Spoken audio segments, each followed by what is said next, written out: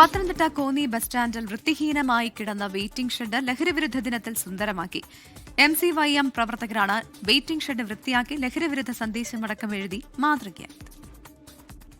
നിറയെ പലതരം പോസ്റ്ററുകളും അഴുക്കുപിടിച്ച ചുവരുമായിരുന്നു. കാലങ്ങളായി ഇങ്ങനെ മങ്ങിക്കിടന്ന വെയിറ്റിംഗ് ഷെഡിനെ ഇപ്പോൾ കണ്ടാൽ തിരിച്ചറിയില്ല.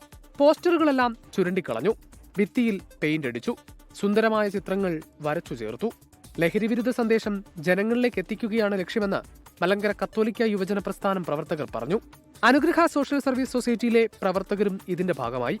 ദിവസവും നൂറുകണക്കിന് വിദ്യാർത്ഥികളും നാട്ടുകാരും ഉപയോഗിക്കുന്ന സ്ഥലമാണ്. സാമൂഹ്യവിരുദ്ധ ശല്യം കാരണം ഇരിക്കാൻ കഴിയാത്ത അവസ്ഥയിലായിരുന്നു. തകർന്ന ഭാഗങ്ങളിലും അറ്റകുറ്റപ്പണികൾ നടത്തി. സുന്ദരമായ ചുവർ ചിത്രങ്ങൾ നിറഞ്ഞ വെയിറ്റിംഗ് ഷെഡ് യാത്രക്കാർക്കും കൗതുകമായി. 24 പത്തനംതിട്ട.